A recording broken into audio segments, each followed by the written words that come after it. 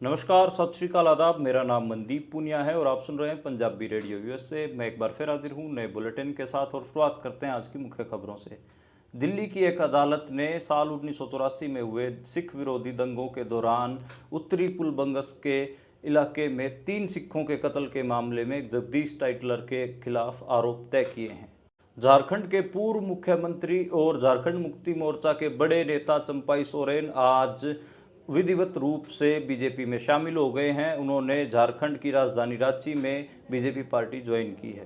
प्रधानमंत्री नरेंद्र मोदी ने महाराष्ट्र के राजकोट में छत्रपति शिवाजी महाराज की मूर्ति गिरने को लेकर लोगों से माफ़ी मांगी है। लगातार महाराष्ट्र में यह एक बड़ा मुद्दा बनता जा रहा है। आज भारत की महिला पहलवान विनेश फोगाट श्री हरमंदिर साहिब में माथा टेकने के लिए पहुंची। उन्होंने वहां पर अरदास की और वहां पर उन्होंने पहुंचकर कहा कि मुझे बहुत शांति मिली है, गुरु की कृपा से मुझे उनके चरणों में हाजिरी लगाने का अवसर मिला है। लॉरेंस के जेल से इंटरव्यू मामले में सुप्रीम कोर्ट ने पत्रकारों को राहत देते हुए यह कहा है कि जिन पत्रकारों ने लॉरेंस का इंटरव्यू लिया था उनके ऊपर कोई कार्रवाई नहीं की जाएगी। साथ में ही पंजाब और राजस्थान सरकार से जवाब भी मांगा है। आज हरियाणा और पंजाब के किसान नेता और मानवाधिकार कार्यकर्ताओं के घरों पर एनआईए ने रेड की। बता दें कि ये रेड 6 ठिकानों के ऊपर हुई। उनमें बीकेयू क्रांतिकारी की नेता सुखविंदर कौर का घर भी शामिल है। कल 31 अगस्त को पंजाब और हरियाणा के बॉर्डरों पे किसान आंदोलन को चलते हुए पूरे 200 दिन हो जाएंगे और इसको लेकर किसान कल बड़ी महापंचायत करेंगे और वहां पर महिला पहलवान विनेश फोगाट भी पहुंचेंगी। उनका भी सम्मान शंभू बॉर्डर और खनौरी बॉर्डर पर होगा। ये थी आज की मुख्य खबरें। अब करते हैं खबरों का विश्लेषण और शुरुआत करते हैं पहली खबर से। पहली खबर दिल्ली की एक अदालत की खबर है। साल 1984 में सिख विरोधी दंगों के दौरान उत्तरी पुल बंगस इलाके में 3 सिख नौजवानों की हत्या हुई थी और उसको लेकर जगदीश टाइटलर के ऊपर आरोप तय किए गए हैं। जगदीश टाइटलर हम सबको पता है कि कांग्रेस के नेता थे और उन्होंने अगले दिन ही, जिस दिन इंदिरा गांधी का कत्ल हुआ उससे अगले दिन ही दंगे दिल्ली में भड़काए थे। आप पीयूसीएल की रिपोर्ट भी पढ़ सकते हैं। इसके अलावा और भी बहुत सारी रपटें जो उस समय पे छपी थी उनमें जगदीश टाइटलर का रोल साफ देखा गया था। लेकिन जगदीश टाइटलर आज तक जेल से बचे रहे। उसका कारण यही है कि सत्ता का उनको संरक्षण मिलता रहा। लेकिन अब अदालत की ओर से कोई उम्मीद की किरण दिखी है। जो सिख मामलों के वकील हैं एचएस फूलका साहब, उन्होंने इस बात की जानकारी देते हुए कहा है कि सीबीआई की कोर्ट ने उनके ऊपर, स्पेशल जो सीबीआई की कोर्ट है, उन्होंने उनके ऊपर आरोप तय किए गए हैं और जज ने कहा है कि उनके खिलाफ केस चलाने के लिए पर्याप्त सबूत हैं, इसलिए केस चलाया जाए। अब लग रहा है कि वैसे तो जो 1984 और आज हम 2024 में बैठे हैं, पूरे 30 साल हो गए हैं, तो 40 साल के आसपास हो गए हैं और इन 40 सालों में एक हिसाब से ये लगाइए कि बहुत बुरा वक्त उन परिवारों ने देखा है जो दिल्ली में उन जो वो दंगे हुए थे उनके पीड़ित रहे हैं। और जो आरोपी रहे हैं वो तो सत्ता में की गोद में बैठकर खूब मलाई काटते रहे हैं। उनके ऊपर कोई इतनी ठोस कार्रवाइयाँ नहीं हुई हैं। मुझे लगता है कि कोर्ट को जल्दी से जल्दी इस मामले की पूरी सुनवाई को पूरा करना चाहिए और जगदीश टाइटलर को कड़ी से कड़ी सज़ा देनी चाहिए। और जगदीश टाइटलर ही नहीं, जितने भी नाम हैं, जितने भी उस दौर के दौरान सिखों के जो कत्लेआम के जिम्मेदार हैं, सभी को सज़ा होनी चाहिए। तभी मैं मानता हूं कि कोई बड़ा संदेश दिया जा सकता है। इससे पहले कोई बड़ा संदेश नहीं दिया जा सकता। बीजेपी और कांग्रेस दोनों आपस में एक हिसाब से सिख विरोधी जो दंगे हुए उनको लेकर एक दूसरे पर आरोप लगाती रही हैं, जबकि हम सबको पता कि कांग्रेस भी उसमें शामिल थी और आरएसएस भी शामिल थी। आरएसएस ने उस समय इंदिरा गांधी के बेटे राजीव गांधी का पूरा साथ दिया था और कांग्रेस की तो पूरी जो टीम थी दिल्ली की, वो सारी सड़कों के ऊपर नंगा नाच कर रही थी और सिखों को टारगेट कर करके उनके गले में टायर डाल रही थी, उनको जला रही थी। ये बहुत दर्दनाक कहानियां हैं। अगर आप पीयूसीएल की वो रिपोर्ट पढ़ लेंगे जो उन दिनों वो दिल्ली के मानवाधिकार कार्यकर्ताओं ने लिखी, तो आपकी आंखें खुली की खुली रह जाएंगी। मुझे लगता है कि एक बार आपको जरूर दिल्ली में जो कुछ हुआ था उसके बारे में पढ़ना चाहिए। आपको पता लगे कि कितनी भयानक दिन थे वो और किस तरीके से सिखों को दिल्ली में टारगेट किया गया था। अगली खबर की ओर बढ़ते हैं और अगली खबर झारखंड से आई। झारखंड में झारखंड मुक्ति मोर्चा के बड़े नेता और पूर्व मुख्यमंत्री चंपाई सोरेन आज विधिवत तौर पर एक हिसाब से बीजेपी में शामिल हो गए हैं। झारखंड के रांची में उनका प्रोग्राम किया गया। वहां पर जो भारत के कृषि मंत्री हैं, कैबिनेट कृषि मंत्री, खेतीबाड़ी मंत्री शिवराज सिंह चौहान वो शामिल रहे। असम के मुख्यमंत्री हेमंत विश्व शर्मा थे और उनकी मौजूदगी में चंपाई सोरेन आज भाजपाई हो गए हैं। लेकिन इससे तो सवाल यही उठता है कि चंपाई सोरेन को मुख्यमंत्री बनाने का फैसला हेमंत सोरेन ने कब किया, जब वो जेल में जा रहे थे। यानी कि सबसे ज़्यादा विश्वास हेमंत सोरेन ने चंपाई सोरेन पे किया, लेकिन चंपाई सोरेन ने उन्हीं का ही विश्वास तोड़ा। और एक हिसाब से चंपाई सोरेन पूरी प्लानिंग बना रहे थे कि हेमंत सोरेन जेल में ही रहें, लेकिन फाइनली हेमंत सोरेन जेल से बाहर आए और बाहर आते ही चंपाई सोरेन भाजपाई हो गए। तो ये कई चीज़ें दिखाती है, पॉलिटिकल जो राजनीति है उसमें ट्रस्ट का को लेकर बड़े इश्यूज हैं और ये एक ऐसा ही घटनाक्रम है। अगली खबर की ओर बढ़ते हैं और अगली खबर महाराष्ट्र से आई। महाराष्ट्र के राजकोट जो छत्रपति शिवाजी महाराज का जो दुर्ग था, किला था, उसके सामने उनकी एक मूर्ति स्टैब्लिश की गई थी पिछले साल और वो तेज हवा के कारण गिर गई थी, ऐसा मुख्यमंत्री का कहना है महाराष्ट्र के। इसको लेकर प्रधानमंत्री नरेंद्र मोदी ने महाराष्ट्र की जनता से माफ़ी मांगी। उसका कारण क्या है? महाराष्ट्र में छत्रपति शिवाजी महाराज बहुत ज़्यादा पूजे जाते हैं, आराध्य हैं। सबसे ज़्यादा मूर्तियाँ उन्हीं की वहाँ पर स्टैब्लिश हैं और उनको एक हिसाब से सबसे बड़ा देवता अगर महाराष्ट्र के लोगों के लिए है तो छत्रपति शिवाजी महाराज हैं। और उनके स्टैचू जो गिरा वो 35 फुट ऊंचा था और प्रधानमंत्री नरेंद्र मोदी ने उसका उद्घाटन किया था उस स्टैचू का। तो इसके कारण पूरे महाराष्ट्र में विवाद फैल गया कि जिस मूर्ति का उद्घाटन प्रधानमंत्री नरेंद्र मोदी कर रहे हैं, कम से कम उसकी गुणवत्ता का तो ख्याल रखा ही चाहिए था। लोकसभा इलेक्शंस में वोट हासिल करने के लिए बहुत जल्दबाजी में फैसला लिया गया, क्योंकि मूर्ति सिर्फ 3 महीने के अंदर ही बनाई गई। मुझे लगता है कि जो शिल्पकार है उसके ऊपर भी बहुत प्रेशर डाला गया और अब मुख्यमंत्री जो एकनाथ शिंदे, उन्होंने तो सिंपल सा बयान दे दिया कि तेज हवा चल रही थी इसके कारण गिर गई। तो मूर्ति इतनी खोखली बनाई क्यों गई? पहला सवाल तो यही है कि वो तेज हवा के कारण गिर जाए। वहाँ पर साल 1980 से वहाँ पर जो फोर्ट है, राजकोट फोर्ट है, वो मौजूद है। राजकोट का किला मौजूद है। वो तो आज तक किसी भी तेज हवा से नहीं गिरा। ये 6 महीने पहले एस्टेब्लिश की गई मूर्ति क्यों गिर गई? तो ये बहुत सारे सवाल खड़े कर रहे हैं। और मुंबई में और महाराष्ट्र में पहले भी बहुत सारे ऐसे उद्घाटन जो नरेंद्र मोदी या एकनाथ शिंदे ने किए थे, उनकी खराब क्वालिटी की बात आ चुकी है। ये भी कहा जा रहा है कि जिसने मूर्ति बनाई है वो एकनाथ शिंदे के बेटे श्रीकांत शिंदे का दोस्त है और इसमें कुछ भ्रष्टाचार की चीज़ें भी देखी जा रही हैं और जल्दबाजी की चीज़ें तो हैं ही। इसलिए महाराष्ट्र में एक बड़ा इशू है छत्रपति शिवाजी महाराज की मूर्ति गिरना। इसलिए प्रधानमंत्री नरेंद्र मोदी ने सारे महाराष्ट्र से आज हाथ जोड़कर माफ़ी मांगी है और कहा है कि वो दोबारा स्मारक बनवाने के लिए प्रयासरत हैं।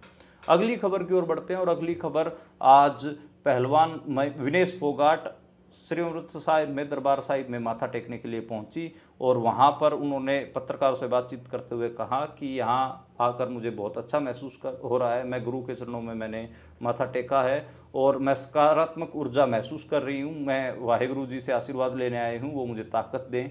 वहाँ पर विनेश फोगाट अपने पति और अपने साथी पहलवानों के साथ पहुँची थी और विनेश फोगाट का ज्ञानी हरप्रीत सिंह ने स्वागत भी किया। उनको SGPC की तरफ से स्वर्ण मंदिर की एक छोटी क्या बोलते हैं मोमेंटो भी भेंट किया गया। इसके अलावा उनको एक सोने की कृपान भी उनको भेंट की गई और कई और अलग अलग भेंट भी उनको मिले। एक सोने का मेडल भी दिया गया SGPC की तरफ से। तो विनेश फोगाट कहीं ना कहीं हम सबको पता है कि पंजाब और हरियाणा में बहुत पॉपुलर हैं और कहीं ना कहीं उनको पता है कि पंजाब और हरियाणा के लोग उनके साथ खड़े रहे हैं। इसलिए वो भी किसान आंदोलन हो या फिर कोई और आंदोलन हो उसमें लगातार ट्वीट करती हैं। कल वो शंभू बॉर्डर पर और खनौरी बॉर्डर पर भी मौजूद रहेंगी। कल शंभू बॉर्डर और खनौरी बॉर्डर पर बड़ी किसान महापंचायत होगी। उसका कारण ये है कि कल किसान आंदोलन 2.0 यानी कि जो 13 फरवरी से शंभू बॉर्डर और खनौरी बॉर्डर पर जो किसान आंदोलन चल रहा है उसके पूरे 200 दिन हो रहे हैं और बड़ी संख्या में पंजाब और हरियाणा के किसान दोनों बॉर्डरों पे जुटेंगे। बड़ी महापंचायत होगी, बड़े फैसले भी लिए जा सकते हैं और इस महापंचायत में विनेश फोगाट भी पहुंचेंगे। किसान भी उनका स्वागत करेंगे, उनका सम्मान करेंगे। तो एक हिसाब से विनेश फोगाट और बजरंग पुनिया जैसे खिलाड़ी पहले भी किसानों के आंदोलनों में शामिल होते रहे हैं। ये बड़ी अच्छी बात है। उस लड़की ने बहुत तगड़ी फाइट लड़ी और एक हिसाब से एक षड्यंत्र के तहत मैं तो कहूँगा कि वो मेडल से वंचित रह गई और उम्मीद है कि अगले बार वो जरूर मेडल जीत कर लेके आएंगी। अगली खबर की ओर बढ़ते हैं और जो अगली खबर है वो गुजरात से आई। गुजरात में बाढ़ जैसी स्थिति बन रही है, क्योंकि पिछले 2-3 दिनों से लगातार तेज बारिश हो रही है और तकरीबन 10 शहर गुजरात के डूबने की कगार पर हैं। लगभग 28 लोगों की मौत हो चुकी है, 40,000 लोगों को रेस्क्यू किया जा चुका है और कई शहरों में तो मगरमच्छ तैरते हुए भी देखे गए हैं। 15-15 फीट तक पानी कई शहरों में चढ़ा हुआ है, बड़ोदरा उनमें से एक है और काफ़ी चिंता का विषय है। लेकिन गुजरात में जो एनडीआरएफ की टीमें हैं वो लगातार काम कर रही हैं कि और उम्मीद है कि जल्दी से जल्दी जो लोग फंसे हुए हैं उनको रेस्क्यू कर लिया जाए। अगली खबर की ओर बढ़ते हैं और अगली खबर हरियाणा के विधानसभा चुनाव से रिलेटेड है। हरियाणा विधानसभा चुनाव हम सबको पता है कि 1 अक्टूबर को होने हैं और 5 सितंबर से जो नॉमिनेशन है वो फाइल करने होंगे, इसलिए अब 4-5 दिन बचे हैं और टिकटों के वितरण के लिए लगातार बैठकें जारी हैं। कांग्रेस ने जेजेपी के पूर्व मंत्री देवेंद्र बबली, जो कि टोहाना से जीत कर आए थे, उनको टिकट देने से मना कर दिया है। दीपक बाबरिया ने ऑफिशियल स्टेटमेंट देके कहा है कि वो आए थे, वो हमारे संगठन भी नहीं है, टिकट मांग रहे थे, लेकिन हमने उनसे साफ मना कर दिया है। तो देवेंद्र बबली, हम सबको पता है कि किसान आंदोलन में कितना किसानों के खिलाफ बोल रहे थे, तो उनको टिकट ना देकर मेरे को लगता है कि सही किया गया है, कांग्रेस ने ठीक फैसला लिया है। अगली जो खबर है वो कुमारी शैलजा के बारे में है। कुमारी शैलजा चुनाव लड़ने के लिए अड़ी हुई हैं, जबकि जो कांग्रेस के इंचार्ज हैं दीपक बाबरिया, उन्होंने स्टेटमेंट देके कहा था कि हम किसी भी सिटिंग एमपी को, यानी कि सांसद को, टिकट नहीं देंगे। हम सबको पता है कि कुमारी शैलजा सिरसा से चुनाव जीती थी, एमपी बनी थी इसी साल। और आपको बता दें कि कांग्रेस में 90 की 90 सीटों के ऊपर पहली स्क्रीनिंग खत्म हो चुकी है। अब दोबारा से मंथन होगा। सेकंड राउंड में 3-3 नाम छोड़े गए हैं, हर एक सीट के ऊपर 3-3 नाम छोड़े गए हैं। अब उन 3-3 नामों में से फाइनली डिसाइड होगा। 5 फार्मूले लगाए जा रहे हैं कि जिनके तहत टिकट दी जाएगी। तो कांग्रेस की लिस्ट भी अब लग रहा है कि शायद 2 या 3 सितंबर तक आ सकती है। हरियाणा के बीजेपी में बड़ी बेचैनी देखने को मिल रही है। बीजेपी के बहुत सारे नेता हारने के डर से सेफ सीट तलाश कर रहे हैं। इवन कैप्टन अभिमन्यु, जो पूर्व वित्त मंत्री हैं, वो अपनी सीट नारनौंद को छोड़कर बरवाला लड़ना चाह रहे हैं। डिप्टी स्पीकर रणबीर गंगवा, वो भी बरवाला चुनाव लड़ना चाह रहे हैं। इवन जो भाजपा के मुख्यमंत्री नायब सिंह सैनी, वो करनाल छोड़कर लाडवा शिफ्ट होना चाह रहे हैं और लाडवा से चुनाव लड़ना चाह रहे हैं। तो ये कई सारी चीज़ें हैं जिनको देखकर लग रहा है कि जो बेचैनी है बीजेपी के कैंडिडेट्स में वो दिख रही है और बीजेपी के कैंडिडेट्स भी लगातार परेशान हैं। इवन जो बीजेपी के बड़े नेता हैं आजकल, योगेश्वर दत्त जो पहलवान भी रहे हैं, उनकी टिकट भी फाइनल नहीं हो पा रही है। वो अपनी टिकट को फाइनल करवाने के लिए अमित शाह के पास पहुंचे हैं। शायद उनको टिकट नहीं दी जाएगी, जहां तक मेरा वो है, लेकिन वो अमित शाह को लगातार इमोशनल कर रहे हैं कि मैंने आपके लिए इतना किया, इतना किया, मुझे ज़रूर टिकट दीजिए। और बीजेपी के जो अध्यक्ष हैं मोहनलाल बडोली, उन्होंने भी चुनाव लड़ने से मना कर दिया। उन्होंने कहा कि मैं घूम घूम कर प्रचार करूंगा, मैं एक सीट में फंसना नहीं चाहता। अगली खबर की ओर बढ़ें तो अगली खबर जो है वो लॉरेंस केस में जो इंटरव्यू लिए थे जिन पत्रकारों को, उनको लेकर है। उनको हाई कोर्ट से उनके ऊपर एफआईआर करने की बात हुई थी, लेकिन वो जो पत्रकार थे वो सब सुप्रीम कोर्ट पहुंच गए थे और सुप्रीम कोर्ट से उनको राहत मिली है। और हाई कोर्ट ने जो फैसला लिया था एफआईआर दर्ज किए जाने का, उसको सुप्रीम कोर्ट ने पलट दिया है और कहा है कि पत्रकारों के ऊपर कोई भी एफआईआर दर्ज नहीं होगी। उन्होंने पंजाब और राजस्थान सरकार को नोटिस जारी किया है कि इस मामले में जवाब दीजिए कि ये कैसे संभव हुआ है। मेरे हिसाब से जो वाट लगेगी वो पुलिस अधिकारियों की लगेगी। जो पत्रकार हैं उन पत्रकारों को इस्तेमाल ये पुलिस अधिकारी भी करते रहे हैं और पत्रकार भी पुलिस अधिकारियों का इस्तेमाल करते हैं। ये 1 वे कम्युनिकेशन नहीं होता है, 2 वे कम्युनिकेशन होता है। जिन पत्रकारों ने लॉरेंस बिश्नोई का इंटरव्यू लिया वो सब हमको पता है कि कैसे पुलिस के इशारे पर काम करते हैं, तो वो पुलिस के ही पत्रकार हैं अब। लेकिन जब मामला पूरे दुनिया में इस चीज़ को लेकर थू थू हुई, तो अब उनके पास कोई शब्द नहीं है, इसलिए वो अपना बचाव करते फिर रहे हैं और इस किस्म की जुगत लगा रहे हैं कि उनके ऊपर कोई भी आँच ना आए। अगली खबर की ओर बढ़ते हैं और अगली खबर जो बलवंत सिंह राजोआना जी की मर्सी पिटीशन थी उसके बारे में है। और जो आज श्री अकाल तख्त साहिब पर 5 तख्तों के जत्थेदारों की बैठक हुई थी, उसमें जत्थेदार ज्ञानी रघुवीर सिंह की अगुवाई में बैठक हुई और उस बैठक में ये फैसला लिया गया है कि जो उनकी मर्सी पिटीशन है उनको वापस लिया जाएगा। यानी कि बलवंत सिंह राजोआना जी के मामले में जो मर्सी पिटीशन लगाई गई है राष्ट्रपति को, उसको वापस लेने की बात हुई है।